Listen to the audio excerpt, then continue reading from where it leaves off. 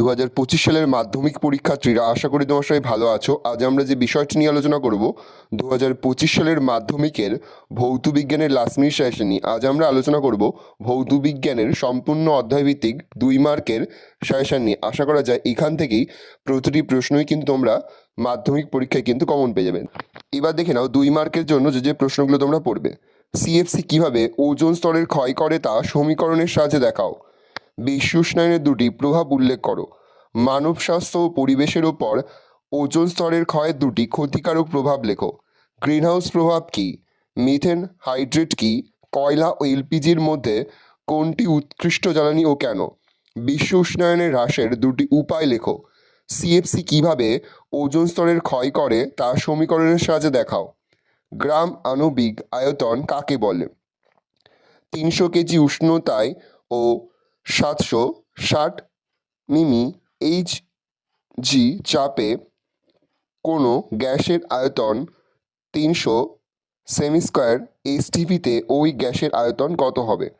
Avogadro সূত্র থেকে প্রাপ্ত দুটি অনুসিদ্ধ লেখো। স্থির উষ্ণতায় আদর্শ গ্যাসের ক্ষেত্রে এক পি বনাম ভি ও পিভি বনাম পি লেখচিত্র দুটি অঙ্কন করো। গ্যাস ধ্রুবক আর এর মান এসআইতে নির্ণয় করো।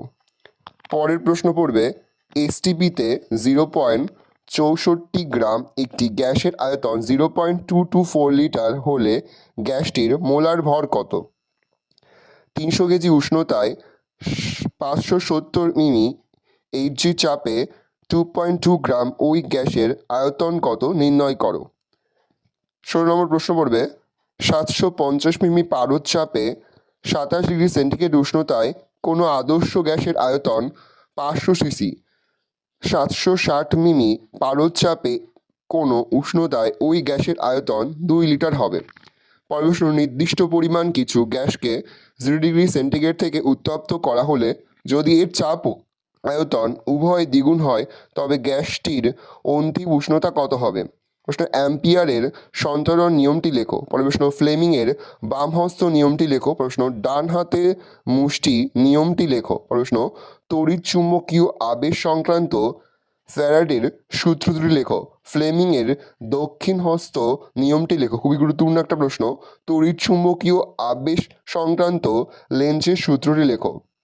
ওহমের সূত্রটি বিবৃত করো। কুলম্বের সূত্রটি বিবৃত করো। ডিসি অপেক্ষা এসি এর সুবিধা কী? 42 ওহম রোধের মধ্যে দিয়ে 5A তড়িৎ প্রবাহ চলতে থাকলে প্রতি মিনিটে কী পরিমাণ তাপ উৎপন্ন হবে? পরিবাহী রোধ পরিবাহীর দৈর্ঘ্য ও প্রস্থের ওপর কিভাবে নির্ভর করে? বিওটি একক কাকে বলে? একটি বাড়িতে 10টি 40 ওয়াট বাতি ও 5টি 80 ওয়াট পাখা দৈনিক 6 ঘন্টা করে চললে 1 মাসে বিদ্যুৎ বিল কত হবে? ইউনিট প্রতি বিদ্যুতের মূল্য 5 টাকা। আলোর প্রতিসরণের সূত্রটি লেখো। পরের প্রশ্ন পড়বে, অতিবেগুনি রশ্মি ও এক্স রশ্মির মধ্যে একটি করে ব্যবহার লেখো। আকাশের রং নীল দেখায় কেন? বিপদ সংকেত হিসাবে ট্রাফিক সিগন্যালে লাল আলো ব্যবহার করা হয় কেন? একটি উত্তল লেন্সের ফোকাস দূরত্ব 20 সেমি। একটি বস্তুকে লেন্স থেকে 40 সেমি দূরে রাখলে প্রতিবিম্বের অবস্থান, আকৃতি ও প্রকৃতি কীরূপ হবে? পরের প্রশ্ন, অবতল দর্পণ দ্বারা সৎ ও বিবর্ধিত প্রতিবিম্ব গঠনের রশ্মিচিত্র অঙ্কন করে দেখাও। পরের প্রশ্ন পড়বে, কাঁচের স্ল্যাবের মধ্যে দিয়ে আলোর প্রতিসরণে আপতিত ও নির্গত রশ্মির মধ্যে সম্পর্ক কী? পরের প্রশ্ন পড়বে, কৌণিক বিচ্যুতির পরিমাণ কত? পরের প্রশ্ন পড়বে, তড়িৎযোজী ও সমযোজী যৌগের দুটি পার্থক্য লেখো। পরের প্রশ্ন, NH3 এর লুইস ডট চিত্র অঙ্কন করো। নিচের যৌগগুলির মধ্যে সমযোজী ও তড়িৎযোজী যৌগগুলিকে পৃথক করো। NaF HCl CaU LiH। পরের প্রশ্ন, C2H4 অণুর লুইস গঠন দেখাও। পরের প্রশ্ন, CaO অণুর লুইস ডট চিত্র দেখাও। যৌগটি তড়িৎযোজী না সমযোজী? প্রশ্ন, A ও B দুটি মৌলের পারমাণবিক সংখ্যা যথাক্রমে 20 ও 1, A ও B দ্বারা গঠিত যৌগটির প্রকৃতি কেমন? তড়িৎযোজী না সমযোজী? উৎপন্ন যৌগের সংকেত লেখো। পরের প্রশ্ন, সমযোজ্যতা কাকে বলে?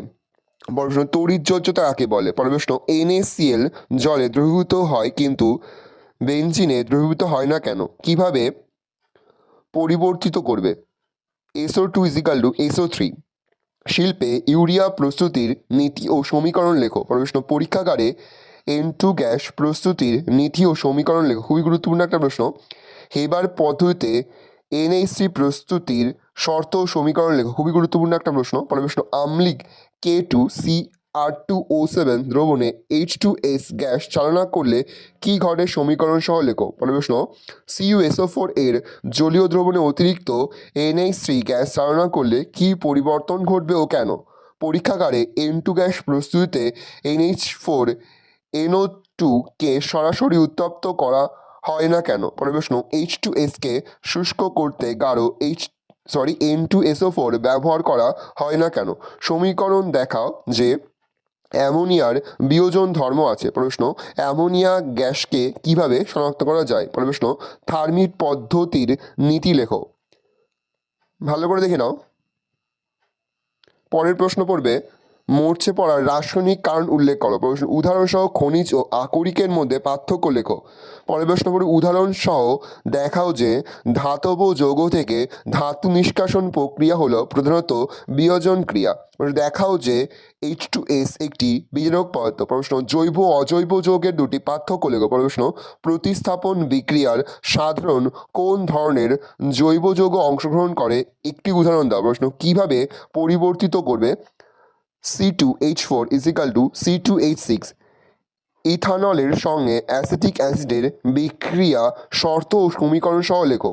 ধাতব সোডিয়াম ব্যবহার করে ইথানল ও ডাইমিথাইল ইথারের মধ্যে পার্থক্য লেখো বা পার্থক্য করো। ভালো করে দেখে নাও। এই রয়েছে টোটাল তোমাদের 2025 সালের মাধ্যমিকের ভৌত বিজ্ঞানের 2 মার্কের লাস্ট মিনিট সাজেশন। আজ আমরা যে প্রশ্নগুলো নিয়ে আলোচনা করলাম প্রতিটি প্রশ্নই কিন্তু এবছরের পরীক্ষার জন্য গুরুত্বের নিরিখে এগিয়ে রয়েছে, সেহেতু প্রতিটি প্রশ্নই কিন্তু খুব ভালো করে তোমরা অধ্যয়ন করবে। আশা করি ভিডিওটা ভালো লেগেছে। ভিডিওটা ভালো লাগলে ভিডিওকে লাইক করতে থাকলে ভুলবেন না। আর আমার চ্যানেল নতুন হওয়া লাল কালার সাবস্ক্রাইব প্রেস করে পাশে বেল আইকনটা প্রেস করে যখন নতুন কোনো ভিডিও আপলোড করি সবার ফার্স্ট নোটিফিকেশন পেয়ে যাও। আর এই ভিডিওটি তোমার বন্ধু বান্ধবী আত্মীয়স্বজন সবার মধ্যে কিন্তু অনেক শেয়ার করে জেনে বছর মাধ্যমিকের পরীক্ষা দিচ্ছে। আমরা কিন্তু ইতিমধ্যেই মাধ্যমিকের প্রতিটি বিষয়ের লাস্ট মিনিট সেশন কিন্তু আপলোড করে দিই তোমাদের এখনও পর্যন্ত। সেই ভিডিওগুলো না দেখে থাকো, ভিডিওগুলো কিন্তু তাড়াতাড়ি দেখে নাও। তোমাদের সকলকে জানাই আগাম পরীক্ষার অনেক শুভেচ্ছা এবং অভিনন্দন। আশা করি সকলের পরীক্ষায় খুব ভালো হবে। একেবারে ভিডিও শেষের স্ক্রিনে তোমরা একটা প্লেলিস্ট দেখতে পারবে, তার উপরে ক্লিক করলেই সমস্ত ভিডিওগুলো তোমরা পর দেখে নিতে পারবে।